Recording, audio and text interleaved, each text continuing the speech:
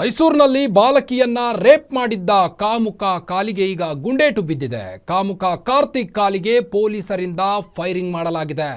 Balloon ಮಾರ್ತಿದ್ದ ಬಾಲಕಿಯನ್ನ rape ಮಾಡಿದ್ದ ಆರೋಪಿ arrest ಆಗಿದ್ದಾನೆ.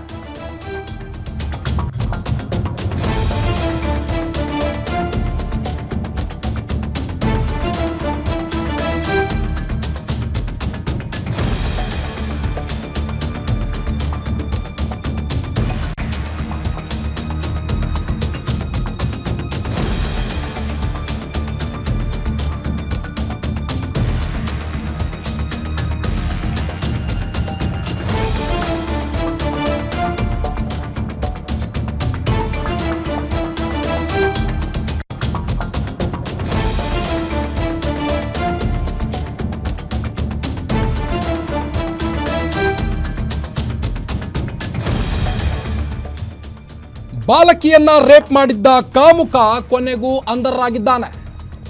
ಕಾಮುಕ ಕಾರ್ತಿಕ್ ಕಾಲಿಗೆ ಪೊಲೀಸರಿಂದ ಗುಂಡೇಟು. ಪೊಲೀಸರಿಂದ ಫೈರಿಂಗ್ ಆಗಿದ್ದು ಬಲೂನು ಮಾರ್ತಿದ್ದ ಬಾಲಕಿಯನ್ನ ಕಾರ್ತಿಕ್ ಎಂಬ ಅತ್ಯಾಚಾರಿ ರೇಪ್ ಮಾಡಿದ್ದ. ಈಗ ಆರೋಪಿಯನ್ನ ಪೊಲೀಸರು ಅರೆಸ್ಟ್ ಮಾಡಿದ್ದಾರೆ. ಮೈಸೂರಿನಲ್ಲಿ ರೇಪ್ ಆ್ಯಂಡ್ ಮರ್ಡರ್ ಮಾಡಿ ಎಸ್ಕೇಪ್ ಆಗಿದ್ದ ಕಾರ್ತಿಕ್ ದೃಶ್ಯದಲ್ಲಿ ಗಮನಿಸಬಹುದು ನೀವು. ಈತನೇ ಆತ ಅತ್ಯಾಚಾರಿ. ಆರೋಪಿ ಕಾರ್ತಿಕ್ ಕಾಲಿಗೆ ಪೊಲೀಸರು ಗುಂಡೇಟು ಮಾಡಿದ್ದು, ಗುಂಡೇಟಿನಿಂದಾಗಿ ಆಸ್ಪತ್ರೆಗೆ ಅಡ್ಮಿಟ್ ಕೂಡ ಆಗಿದ್ದಾನೆ. ಇನ್ನು ಕೊಳ್ಳೇಗಾಲದಲ್ಲಿ ಪತ್ತೆಯಾಗಿದ್ದ ಕೊಲೆ ಆರೋಪಿ ಕಾರ್ತಿಕ್ ಆರೋಪಿಯನ್ನ ಕರೆತರುವಾಗ ಎಸ್ಕೇಪ್ ಆಗಲು ಯತ್ನಿಸಿದ್ದ. ಆರೋಪಿ ಕಾರ್ತಿಕ್ ಕಾಲಿಗೆ ಆ ಕೂಡಲೇ ಪೊಲೀಸರು ಗುಂಡು ಹೊಡೆದಿದ್ದಾರೆ. ಸಿಸಿಟಿವಿ ದೃಶ್ಯಾವಳಿ ಆಧರಿಸಿ ಕೊಳ್ಳೇಗಾಲದಲ್ಲಿ ಆತನನ್ನ ಅರೆಸ್ಟ್ ಮಾಡಲಾಗಿತ್ತು. ಕೊಳ್ಳೇಗಾಲದಿಂದ ಮೈಸೂರಿಗೆ ಕರೆತರುವಾಗ ಎಸ್ಕೇಪ್ ಆಗಲು ಯತ್ನಿಸಿದ್ದಾನೆ ಆರೋಪಿ ಕಾರ್ತಿಕ್. ಈಗ ಆರೋಪಿ ಕಾರ್ತಿಕ್ ಕಾಲಿಗೆ ಗುಂಡು ಹೊಡೆದ ಪೊಲೀಸರು ಮೈಸೂರಿನ ಕೆಆರ್ ಆಸ್ಪತ್ರೆಯಲ್ಲಿ ಆರೋಪಿ ಕಾರ್ತಿಕ್ಗೆ ಚಿಕಿತ್ಸೆ ನೀಡಲಾಗ್ತಾ ಇದೆ. ಮೈಸೂರಿನಲ್ಲಿ ಆದಂಥ ಘಟನೆ ಇದು. ಜೈಲಿಂದ ಬಂದಿದ್ದ ಕಾಮುಕನಿಂದ ಈ ಒಂದು ನೀಚ ಕೃತ್ಯವನ್ನು ಎಸಗಲಾಗಿದೆ. ಕೊನೆಗೂ ಕೊಳ್ಳೇಗಾಲದಲ್ಲಿ ಆರೋಪಿ ಅರೆಸ್ಟ್ ಆಗಿದ್ದಾನೆ.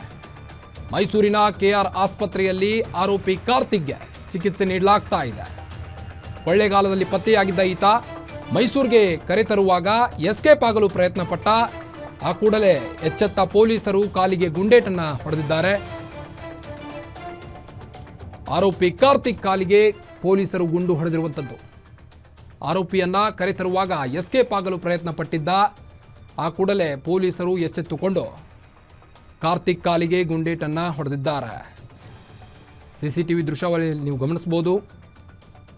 ಕಾಮುಕ ಕಾರ್ತಿಕ್ಗೆ ಗುಂಡೇಟು ನೀಡಿ ಆಸ್ಪತ್ರೆಯಲ್ಲಿ ಚಿಕಿತ್ಸೆ ನೀಡಲಾಗ್ತಾ ಇದೆ. ಈಗಾಗಲೇ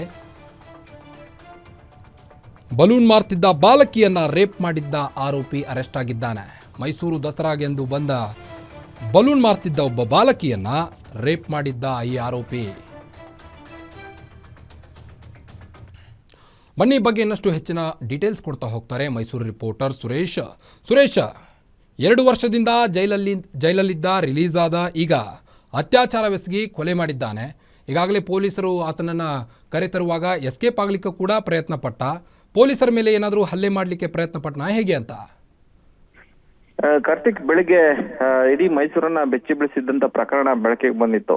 ಅಂದ್ರೆ ಗುಲ್ಬರ್ಗಾದಿಂದ ಬಲೂನ್ ಮಾರೋದಕ್ಕೆ ಕುಟುಂಬಸ್ಥರ ಜೊತೆಗೆ ಬಂದಿದ್ದ ಬಾಲಕಿಯನ್ನ ತನ್ನ ಅಜ್ಜಿಯ ಜೊತೆ ಮಲಗಿದಂತ ಬಾಲಕಿಯನ್ನ ಕರೆದೊಯ್ದು ಅತ್ಯಾಚಾರಗೆಸಗಿ ವಿರೋಧ ವ್ಯಕ್ತಪಡಿಸಿದ ಸಂದರ್ಭದಲ್ಲಿ ಆಕೆಯನ್ನ ಕೊಲೆ ಮಾಡಿದ್ದ. ಆಕೆಯ ಏನು ತಲೆ ಮತ್ತೆ ಎದೆ ಮತ್ತೆ ಇನ್ನಿತರ ಕಡೆಗಳಲ್ಲಿ ತೀವ್ರತರನಾದ ಗಾಯಗಳಾಗಿತ್ತು.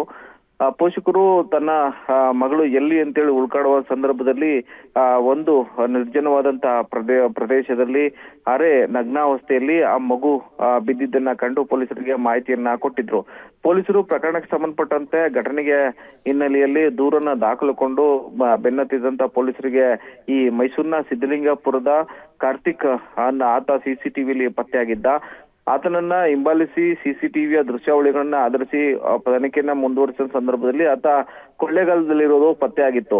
ಅಂದ್ರೆ ಮೈಸೂರಿನ ಖಾಸಗಿ ಬಸ್ ನಿಲ್ದಾಣದ ಮೂಲಕವಾಗಿ ಆರೋಪಿ ಕಾರ್ತಿಕ್ ಕೊಳ್ಳೇಗಾಲಕ್ಕೆ ಪ್ರಯಾಣವನ್ನ ಬೆಳೆಸಿದ್ದ. ಅಲ್ಲಿಗೆ ಹೋದಂತ ಪೊಲೀಸರು ಆತನನ್ನ ಹಿಡಿಯೋದಕ್ಕೆ ಪ್ರಯತ್ನ ಮಾಡಿದ್ರು. ಈ ಸಂದರ್ಭದಲ್ಲಿ ಆತ ಪೊಲೀಸರ ಮೇಲೆಗೆ ಅಲ್ಲಿಗೆನ್ನ ಮಾಡೋದಕ್ಕೆ ಯತ್ನ ಮಾಡಿದ್ದ. ಈ ಸಂದರ್ಭದಲ್ಲಿ ಆತನ ಬಲಗಲಿಗೆ ಪೊಲೀಸರು ಗುಂಡು ಹೊಡೆದಿದ್ದಾರೆ. ಪೊಲೀಸರ ಮೇಲೆಯೂ ಕೂಡ ಹಲ್ಲೆಯನ್ನ ಮಾಡಿ ಎಸ್ಕೇಪ್ ಆಗಿದ್ದ. ಈ ಸಂದರ್ಭದಲ್ಲಿ ಪೊಲೀಸರು ಆತ್ಮರಕ್ಷಣೆಗಾಗಿ ಗುಂಡು ಹಾರಿಸಿದ್ದಾರೆ. ಅದೃಷ್ಟವಶಾತ್ ಆತನ ಕಾಲಿಗೆ ಗುಂಡು ಬಿದ್ದಿದೆ. ಆರೋಪಿಯನ್ನ ಮೈಸೂರಿನ KR ಆಸ್ಪತ್ರೆಗೆ ಚಿಕಿತ್ಸೆಗಾಗಿ ದಾಖಲಿಸಿದ್ದು ಆತನನ್ನ ವಶಕ್ಕೆ ಪಡೆದುಕೊಂಡಿದ್ದಾರೆ. ಮುಂದಿನ ಕ್ರಮವನ್ನ ವಹಿಸಿದ್ದಾರೆ.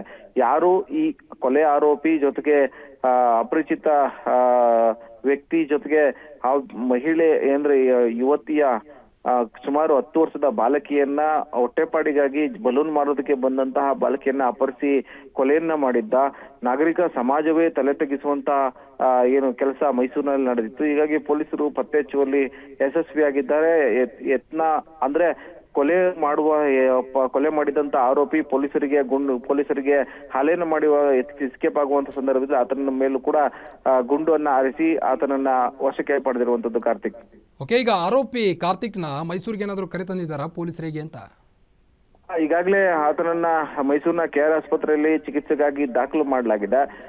ಕೊಳ್ಳೇಗಾಲದಲ್ಲಿ ಆತನನ್ನ ವಶಕ್ಕೆ ಪಡೆಯಲಿಕ್ಕೆ ಹೋದಂತ ಸಂದರ್ಭದಲ್ಲಿ ಆತ ಪೊಲೀಸರ ಮೇಲೆ ಮಾರಣಾಂತಿಕ ಹಲ್ಲೆಯನ್ನ ಮಾಡಿ ಎಸ್ಕೇಪ್ ಆಗೋದಕ್ಕೆ ಯತ್ನ ಮಾಡಿದ್ದ. ಈ ಸಂದರ್ಭದಲ್ಲಿ ಆತನನ್ನ ಹಿಡಿಯುವ ಯತ್ನದಲ್ಲಿದ್ದಂತಹ ಪೊಲೀಸರು ಆತ್ಮರಕ್ಷಣೆಗಾಗಿ ಆತನ ಮೇಲೆ ಫೈರಿಂಗ್ ಅನ್ನ ಮಾಡಿದ್ದಾರೆ.